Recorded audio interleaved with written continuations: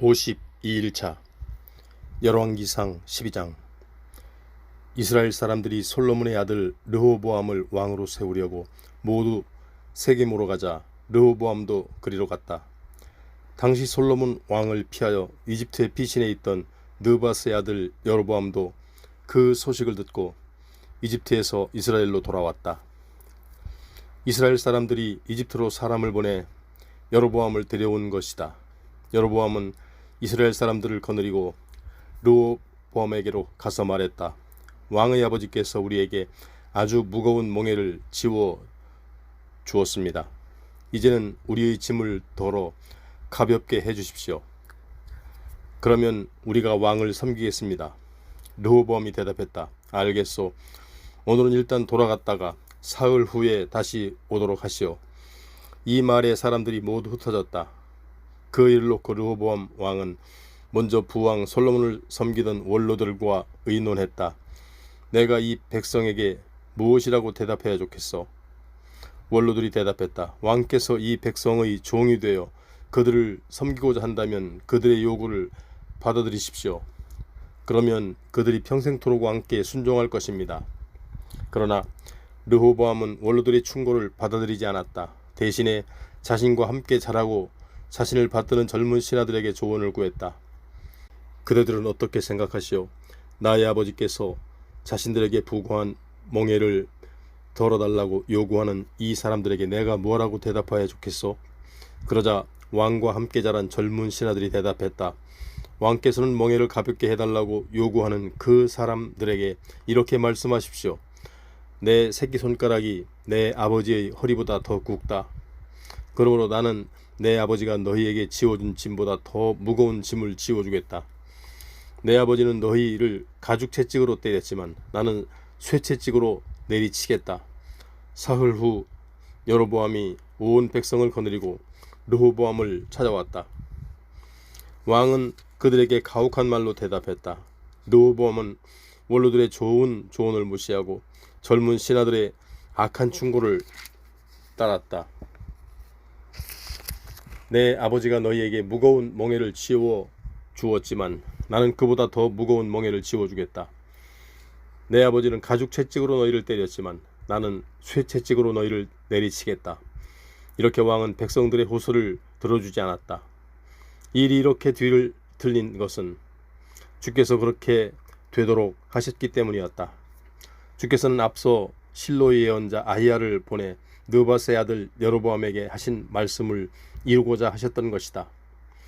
르호보암 왕이 백성들의 요구 사항을 들어주지 않자 그들은 왕을 향해 외쳤다. 이새의 아들 다윗에게서 우리가 받을 몫이 무엇이 있단 말이냐? 이스라엘 백성이여 모두 일어나 각자 집으로 돌아가자. 다윗이여 이제는 당신 집안이나 돌보아라. 이리하여 이스라엘 백성들은 각자 자기 집으로 돌아갔다. 하지만 유다의 여러 성읍에 살고 있는 백성들은 여전히 르호보암의 통치를 받았다. 르호보암은 북쪽 이스라엘 사람들을 진정시키려고 부역 감독관인 아도니람을 보냈다. 하지만 그들은 아도니람을 돌로 쳐 죽이고 말았다. 그러자 르호보암은 전차를 타고 몸을 피해 간신히 예루살렘으로 도망하였다. 이때로부터 이스라엘 지파들은 다윗 왕조를 거역하여 오늘날에 이르렀다. 여로보암이 이집트에서 돌아왔다는 소식은 온 이스라엘에 전해지자 이스라엘 사람들은 자기들만의 모임을 갖고 여로보암을 모셔다가 왕으로 추대했다. 그리하여 다윗 왕조를 섬기는 사람들은 이제 유다 지파뿐이었다.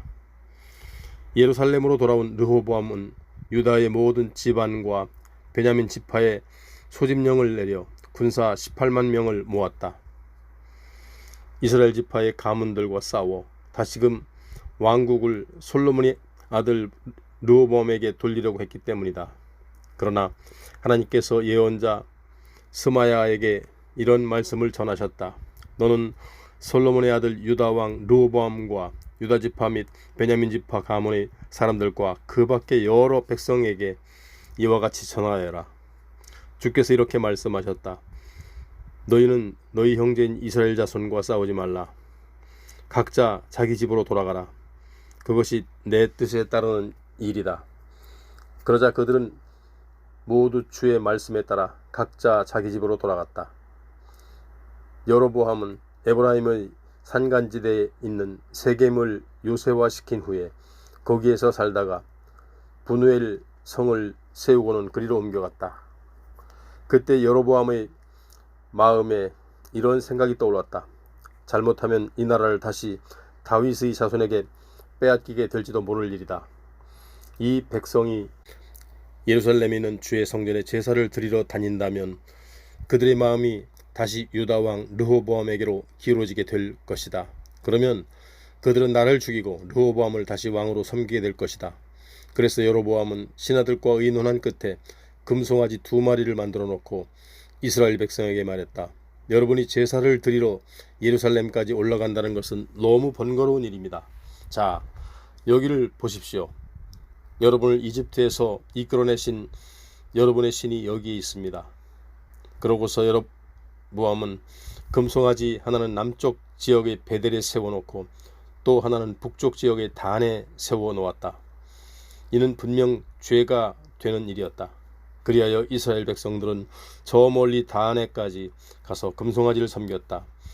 여로보암은 또 여러 높은 지대에 산당들을 짓고 게다가 레위 자손이 아닌 일반 지파 출신들을 제사장으로 임명하여 세웠다. 여로보암은 또 유다에서 행하는 절기를 본떠서 8번째 달 15일에 축제일을 정하여 제단에 희생제물을 바쳤다. 매년 그때가 되면 여로보암은 베델로 가서 자신이 만든 금송아지 앞에 제물을 바쳤다. 그는 또 베델에서 자신이 만든 산당에서 제사를 지낼 제사장들도 임명했다. 이처럼 여로보암은 자신이 제멋대로 정한 8번째 달 15일이면 자신이 세운 베델의 제단에 올라가 제물을 바쳤다. 그는 이스라엘 자손들이 지켜야 할 절기를 이렇게 정하고는 자기도 그 제단에 올라가 향을 피웠다. 13장. 하나님의 사람이 주의 말씀을 전하려고 유대에서 베델로 왔다. 그때 여로보암은 베델 제단 곁에 서서 막 분향하려고 하던 참이었다. 그때 하나님의 사람이 제단을 향하여 주의 말씀을 외쳤다. 너 제단아, 제단아, 주께서 이렇게 말씀하셨다. 다윗의 가문에서 요시야라는 한 아들이 태어날 것이다. 그가 너 제단 위에서 제물을 바치는 제사장들을 죽여서 제물을 바칠 것이며 사람의 뼈를 너 제단 위에서 불에 태울 것이다. 바로 그날 하나님의 사람은 자신의 예언에 대한 증거를 제시했다. 주께서 선포하신 말씀이라는 증거로 제단이 갈라지고 재가 그 위에 쏟아질 것이다. 이처럼 하나님의 사람이 제단을 향해 외치는 소리를 듣고 여로보암 왕은 제단 쪽에서 그를 향해 손을 뻗치면서 명령했다. 저놈을 당장 붙잡아라. 그러나 바로 그 순간 하나님의 사람을 향해 내뻗었던 여로보암의 손이 굳어져서 다시 거두어들일 수가 없었다. 바로 그때에 제단이 갈라지고 제단에서 재가 쏟아져 나왔다.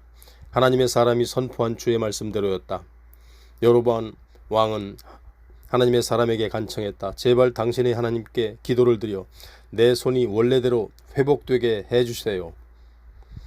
하나님의 사람이 주께 기도드리자 왕의 손이 회복되어 예전과 같이 되었다. 왕이 하나님의 사람에게 말했다. 나와 함께 집으로 가서 음식을 좀 드시도록 하십시다. 당신에게 선물을 한 가지 드리고 싶소. 그러나 하나님의 사람이 왕에게 대답했다. 왕이 나에게 왕의 재산 절반을 준다고 해도 왕과 함께 가지 않겠습니다. 이곳에서는 먹지도 않고 물을도 마시지 않겠습니다. 주께서 저에게 그렇게 하도록 명령하셨기 때문입니다. 즉 주께서는 제게 너는 절대로 거기서 먹지도 말고 물도 마시지 말아라. 또 돌아올 때는 내가 갔던 길로 오지 말아라 하고 명령하셨습니다. 그리하여 그 하나님의 사람은 베델에 올 때와는 다른 길을 이용하여 집으로 돌아갔다. 그 무렵 베델 성읍에는 한 늙은 예언자가 살고 있었다. 하루는 그의 아들들이 그 늙은 예언자에게 와서 그날 유다에게 온 하나님의 사람이 베델 제단에서 행한 일을 들려주었다. 그가 여로보암 왕에게 한 말들도 아버지에게 그대로 말해주었다. 그들의 아버지가 아들들에게 물었다. 그 사람이 어느 길로 돌아갔느냐? 아들들은 아버지에게 유다에서 온 하나님의 사람이 이용한 길을 알려주었다. 늙은 예언자가 아들들에게 말했다. 내 나귀에 즉시 안장을 얹어 다오. 아들들이 나귀에 안장을 얹자 그 늙은 예언자는 나귀를 타고 하나님의 사람을 재빨리 뒤쫓아갔다. 마침내 늙은 예언자는 어느 상수리나무 아래에 앉아 쉬고 있는 그 사람을 만났다. 그대가 유대에서 온 하나님의 사람이요? 그 사람이 대답했다. 그렇소. 늙은 예언자는 그 사람에게 말했다. 저와 함께 우리 집으로 가서 무얼 좀 드시고 가시죠. 그 하나님의 사람이 대답했다. 아닙니다. 나는 당신을 따라서 되돌아갈 수 없습니다. 이곳에서는 아무것도 먹어서는 안 되고 물조차도 마실 수 없습니다. 주께서 제게 너는 먹어서도 안 되고 물도 마시면 안 된다. 또 너는 왔던 길로 돌아가서도 안 된다. 하고 말씀하셨습니다. 그러자 늙은 예언자가 말했다. 사실은 나도 그대와 마찬가지로 예언자라오. 주께서 제게도 천사를 보내 말씀하셨소. 그 사람을 너희 집으로 데려다가 먹을 것과 마실 것으로 잘 대접해 주어라 하고 말이요. 그런데 이 말을 그 늙은 예언자가 거짓말로 꾸며댄 말이었다. 그러자 그 하나님의 사람은 늙은 예언자의 말을 믿고는 그와 함께 그의 집으로 가서 음식을 먹고 물을 마셨다. 그들이 식탁에 앉아 있을 때 주의 말씀이 늙은 예언자에게 내렸다. 그러자 늙은 예언자는 유다에서 온 하나님의 사람에게 그 말씀을 전했다. 당신은 주의 말씀을 어기고 당신이 하나님께서 당신에게 내리신 명령을 지키지 않았소. 당신은 주께서 먹고 마시지 말라고 하신 곳에서 먹고 마시고 있소. 그러니 당신은 죽을 것이고 당신의 시체는 조상들의 무덤에도 묻히지 못할 것이요. 하나님의 사람이 먹고 마시고 나자 그를 집으로 데려왔던 늙은 예언자는 그를 위해 나귀의 안장을 얹어주었다. 집을 나선 하나님의 사람은 길에서 사자를 만났고 사자는 그를 물어뜯고 죽이고는 그의 시체를 길에 버려두었다. 나귀와 사자 모두가 그 시체 옆에 서 있었다. 지나가던 사람들이 시체가 버려져 있고 그 옆에 사자가 서성대는 것을 보고는 늙은 예언자가 살고 있는 성읍으로 와서 그 사실을 알려주었다. 그를 집으로 데려왔던 늙은 예언자가 그 소식을 듣고 말했다. 그 사람은 주의 말씀을 거역한 하나님의 사람이요. 주께서는 그 사람에게 경고하신 대로 사자를 보내어 그를 물어뜯어 죽게 하신 것이요. 늙은 예언자는 자기의 아들들을 시켜 나귀 위에 안장을 얹게 했다. 그는 나귀를 타고 시체가 버려져 있는 곳으로 갔다. 그때까지도 나귀와 사자는 시체 곁에 그대로 서 있었다. 사자는 나귀를 죽이지 않고 그 사람의 시체도 입을 대지도 않고 있었다. 늙은 예언자는 그 사람의 시체를 거두어 자기가 타고 간 나귀 위에 싣고 돌아왔다. 그런 후 그를 위해 곡을 하고 장사를 지내주었다. 늙은 예언자는 그 사람의 시체를 자신의 무덤에 안치하고는 곡을 하면서 울부짖었다. 아, 나의 형제여.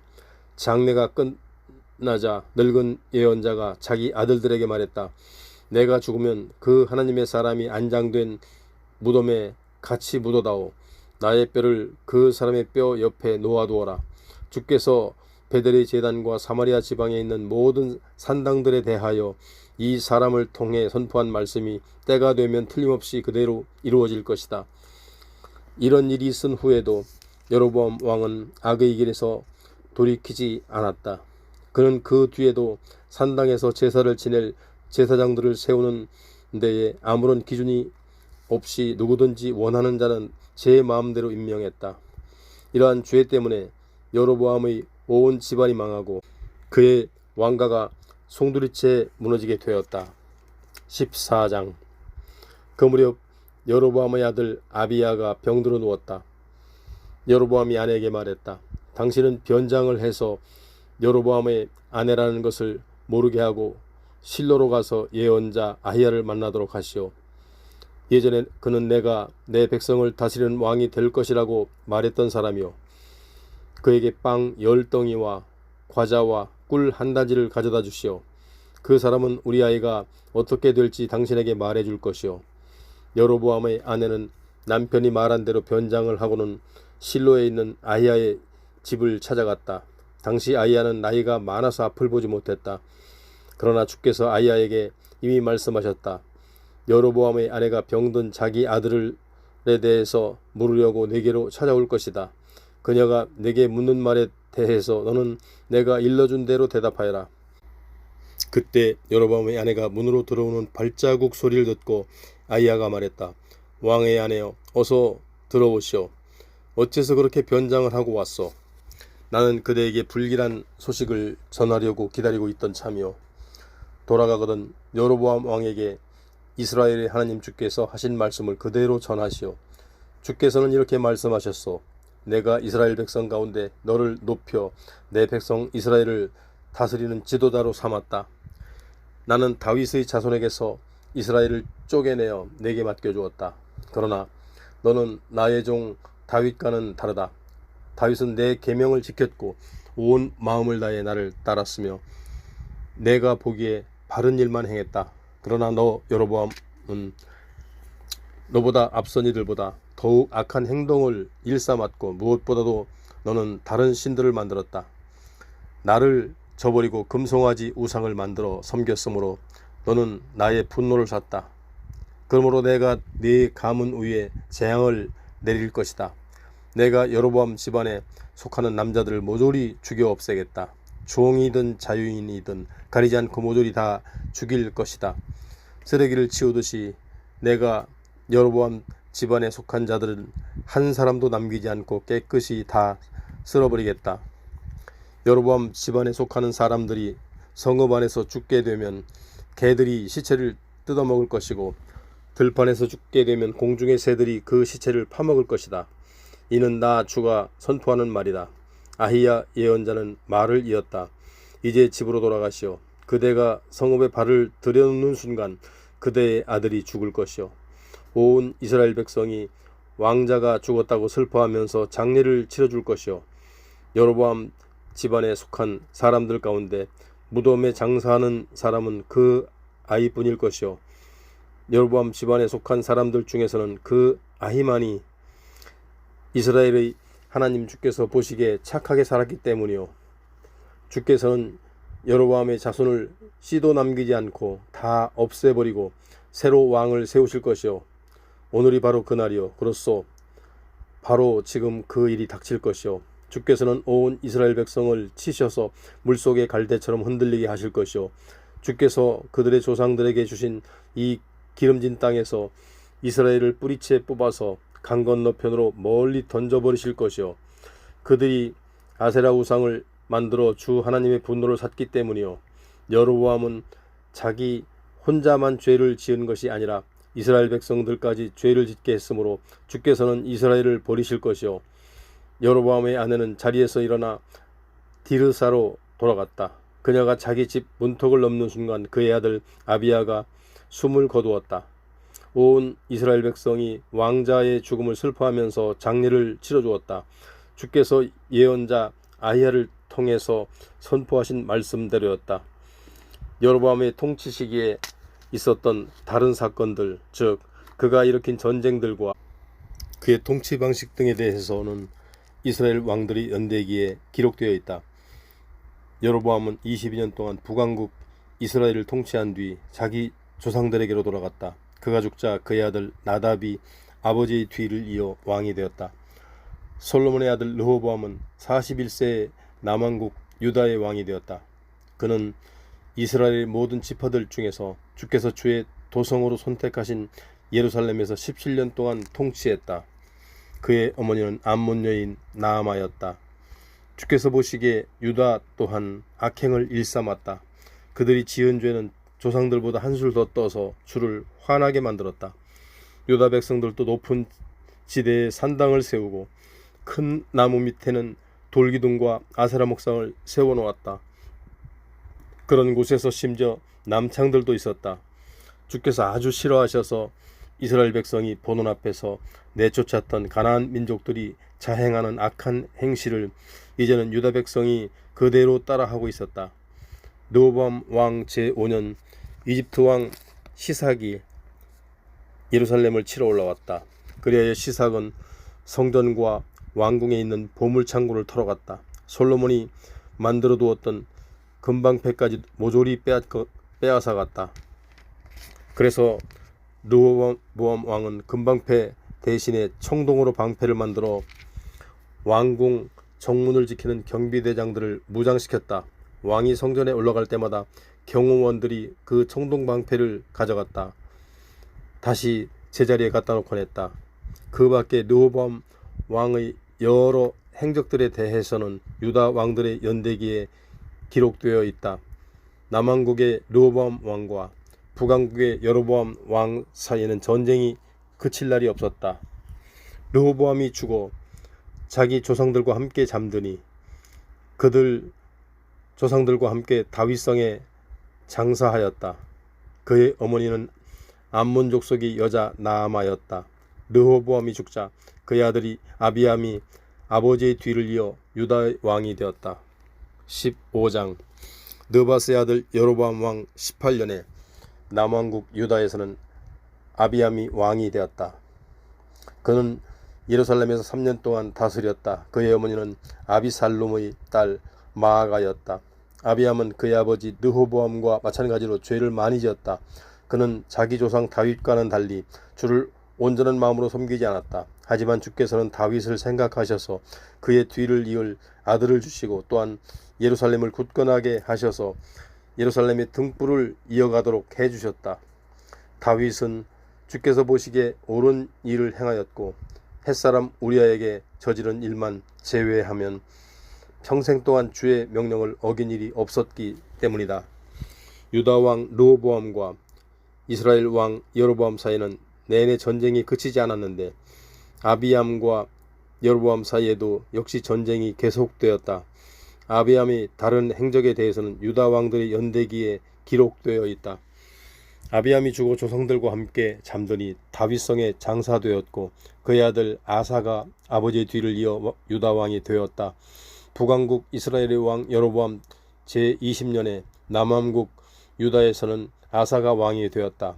아사는 41년 동안 예루살렘에서 통치했다. 그의 할머니는 아비살롬의 딸 마아가였다. 아사 왕은 주께서 보시기에 그의 선조 다윗처럼 옳은 일을 행했다. 그는 유다 땅에서 신전의 남창들을 몰아냈고 자기 조상들이 만들었던 모든 우상들을 없애버렸다. 아사 왕은 또 자기 할머니 마아가가 가증스러운 아세라 목상을 만들었다고 하여 대비 자격을 박탈하기까지 했다. 아사는 그 아세라 목상을 잘라 기드론 골짜기에서 불에 태웠다. 아사 왕이 산당들까지 없애버린 것은 아니지만 그의 마음은 온전히 주께로 향해 있었다. 아사 왕은 또 자신과 자신의 아버지가 봉헌했던 금그릇과 은그릇들을 성전에 들여놓았다. 유다 왕 아사와 이스라엘 왕 바아사 사이에는 그들의 통치기간 내내 싸움이 그치지 않았다. 이스라엘 왕 바아사는 유다를 치러 올라와서 라마 성읍을 요새화했다. 그런 후에 어느 누구도 유다 왕 아사의 영토에 들어가지 못하게 막았고 또 그쪽 사람들도 자기 영토로 들어올 수 없게 막았다. 그러자 유다 왕 아사는 아람의 수도 다메섹으로 사절단을 보냈다. 또 사절단과 함께 성전 곳간에 왕국 곳간에 남아있던 은과 금을 모두 들려보내어 다브림몬의 아들이며 헤시온의 손자인 베나닷 왕에게 지원을 요청했다. 나의 아버지와 당신의 아버지처럼 우리도 서로 동맹을 맺도록 합시다. 여기 은과 금을 선물로 보냅니다. 그러니 이스라엘 왕 바아사와 맺은 동맹을 파기해 주십시오. 그러면 바아사는 이곳을 떠나게 될 것입니다.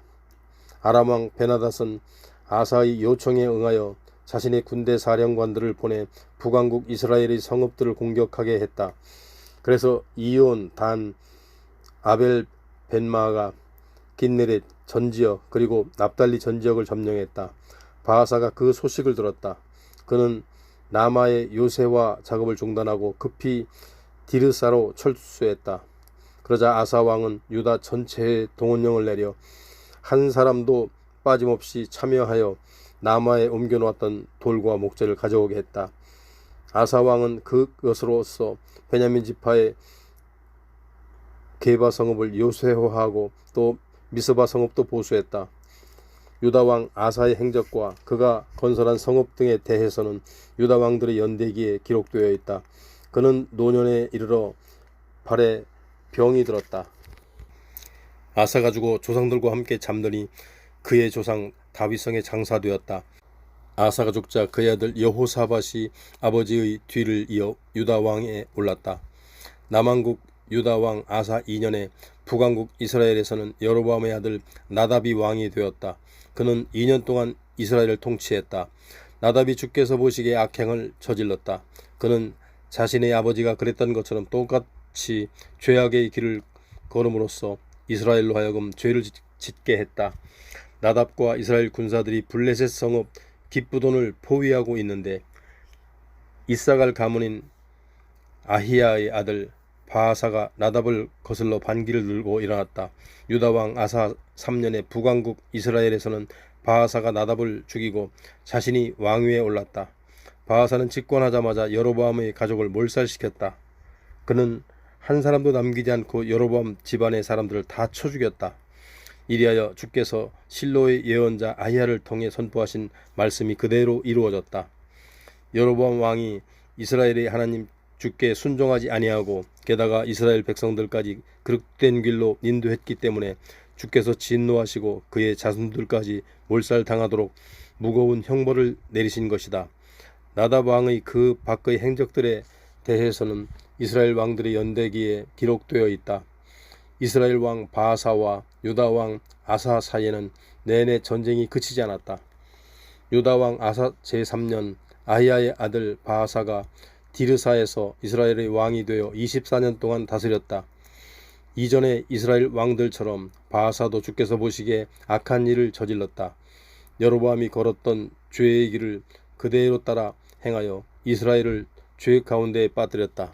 16장 주께서 하나니의 아들 예후를 통하여 이스라엘 왕 바하사에게 이처럼 말씀하셨다. 나는 잿더미에서 뒹굴던 너를 선택하여 내 백성 이스라엘의 지도자로 삼았다. 그런데 너로 여로보암을 본받아 악행을 저지르고 내 백성 이스라엘을 죄 가운데 빠지게 하였고 그들의 죄로 인해 나의 진노를 폭발시켰다. 그러므로 나는 느밧의 아들 여로보암의 집안을 쓸어버렸던 것처럼 네 집안도 모두 쓸어버릴 것이다.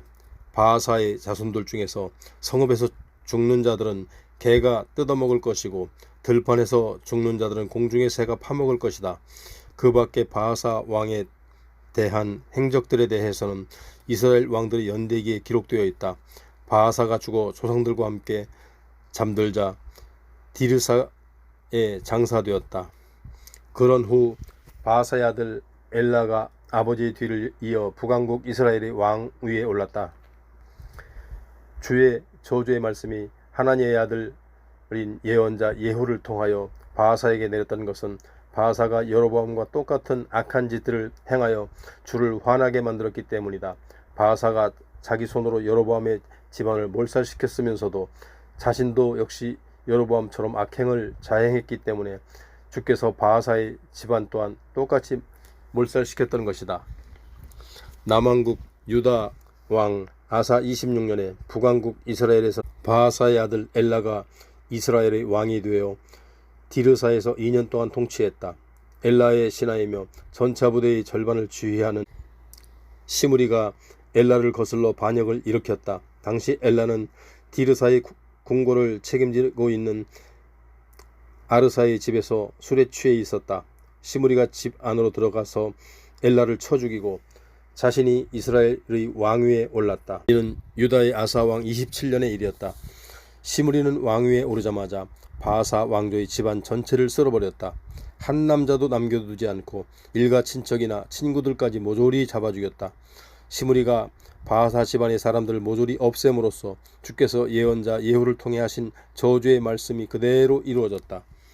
바하사와 그의 아들 엘라가 죄를 저지르고 또 이스라엘 백성으로 하여금 우상 숭배를 하도록 잘못 인도했기 때문에 이스라엘의 하나님 주의 진노를 산 것이다.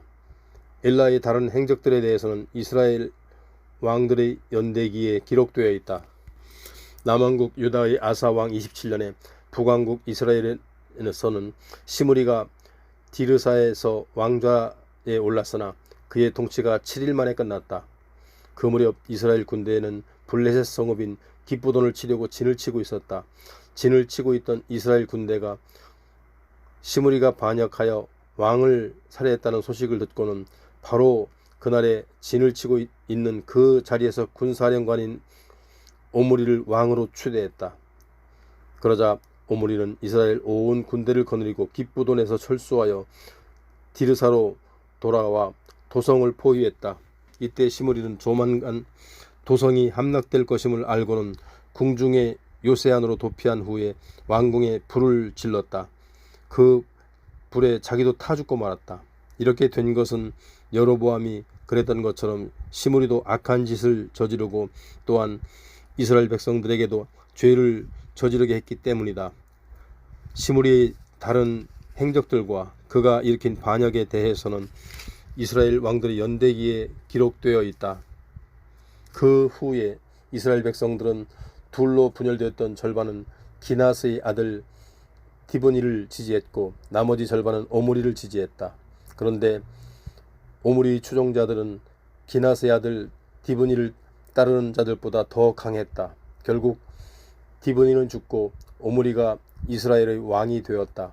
남왕국 유다의 아사왕 31년에 북왕국 이스라엘에서는 오므리가 왕이 되어 12년 동안 이스라엘을 통치했다. 그 중에서 6년 동안은 디르사에서 다스렸다. 오므리는 세멜에게 은 2달란트를 주고 사마리아 산지를 사들여서 도성을 건설했다.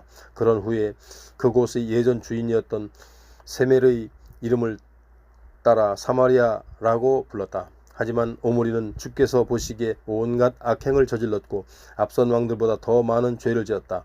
일찍이 느밧의 아들 여로보암이 죄를 짓고 이스라엘을 죄 가운데 빠뜨렸던 것처럼 오므리도 그처럼 악행을 일삼아 아무런 가치 없는 우상을 만들어 숭배함으로써 이스라엘의 하나님 주를 크게 화나게 했다. 오므리의 다른 행적들과 그가 이룩한 업적들에 대해서는 이스라엘 왕들의 역대기에 기록되어 있다. 오므리가 죽어 조상들과 함께 잠들자 사마리아에 묻혔다. 그런 후 그의 아들 아합이 아버지의 뒤를 이어 이스라엘의 왕위에 올랐다. 남왕국 유다의 아사왕 38년에 북왕국 이스라엘에서는 오므리의 아들 아합이 이스라엘의 왕이 되어 사마리아에서 22년 동안 다스렸다. 오므리의 아들 아합은 주께서 보시기에 앞선 왕들보다 훨씬 더 악한 짓들을 많이 저질렀다. 아합이 저지른 죄에 비하면 느밧의 아들 여로보암이 저지른 죄는 오히려 가볍게 여겨질 정도였다. 아합이 시돈 왕 엣바알의 딸 이세벨과 결혼하여 바알 우상을 숭배하기 시작했다. 아합은 사마리아 도성에 바알 신전을 짓고 바알 신을 위한 제단을 만들었다. 그는 또 아세라 목상을 만들어 선왕들보다 더욱 악한 짓을 저지름으로써 이스라엘의 하나님 주의 분노를 샀다. 한편 아합 시대에 베델 사람 히엘이 여리고 성읍을 건축했다. 하지만 그는 여리고 성벽의 기초를 놓을 때는 맏아들 아비람을 잃었고 성문을 달 때는 막내 아들 수금을 잃었다. 이로써 눈의 아들 여호수아를 통해 선포하신 주의 말씀이 그대로 이루어졌다. 17장. 그때 길앗 지역의 디셉에 사는 디셉 사람 엘리야가 아합에게 말했다. 내가 섬기는 이스라엘의 하나님 주께서 살아계심을 두고 맹세합니다. 내가 다시 입을 열기 전에는 앞으로 몇 해 동안 비는 물론이고 이슬 한 방울도 이스라엘 땅 위에 내리지 않을 것입니다. 주의 말씀이 엘리야에게 임했다. 너는 이곳을 떠나 동쪽으로 가서 요단강 동쪽에 있는 그릿 시냇가에 숨어라. 물은 시냇물을 마시고 먹을 것은 까마귀에게 날라다 주게 하겠다. 엘리야는 주의 명령을 그대로 따랐다. 그는 요단강 동쪽에 있는 그릿 시냇가로 가서 거기에 숨어 지냈다. 까마귀들이 아침 저녁으로 빵과 고기를 물어다 주었고 물은 시냇물을 마셨다. 오랫동안 비가 한 방울도 내리지 않았기 때문에 얼마 지나지 않아 시냇가의 물도 바싹 말라버렸다.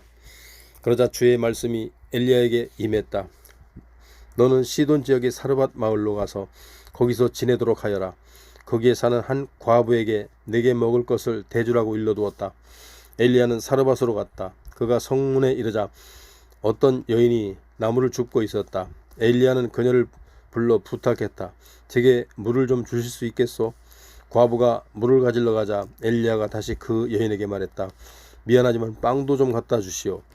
여인이 대답했다. 당신은 하나님 주께서 살아계심을 두고 맹세하지만 저에게는 빵이 없습니다. 우리 집에 남은 것이라곤 항아리 밑바닥에 깔린 밀가루 한 줌과 기름 몇 방울입니다. 나는 지금 나뭇가지를 주워서 빵을 구운 다음에 아들과 함께 그걸 마지막으로 먹고 죽을 참입니다. 엘리야가 여인에게 말했다. 걱정하지 마시오. 집으로 가서 방금 말씀하신 대로 하시오. 하지만 먼저 빵을 구워 나에게 가져오도록 하시오. 그런 다음에 아들과 함께 먹도록 하세요. 이스라엘의 하나님 주께서 이렇게 말씀하셨소. 나 주가 비를 내리게 한 그날까지 항아리 안에 밀가루가 떨어지지 않을 것이고 기름병 안에 기름도 마르지 않을 것이다. 그 여인은 집으로 돌아가서 엘리야가 말한 대로 행했다. 과연 엘리야와 그 여인과 그녀의 아들이 먹을 음식이 날마다 떨어지지 않았다. 주께서 엘리야에게 약속해 주셨던 것처럼 밀가루도 바닥이 나지 않았고 기름도 마르지 않았다. 이런 일이 있은 뒤에 집주인인 그 사르밧 여인의 아들이 병에 걸렸다. 병세가 점점 더 악화되더니 결국 그녀의 아들은 숨을 거두고 말았다. 여인이 엘리야에게 말했다. 하나님의 사람이라는 당신께서는 무슨 일로 저에게 와서 이리도 저를 해롭게 하십니까? 하나님께서 저의 죄를 기억하게 하시어 저의 아들을 죽게 하신 이유가 무엇입니까?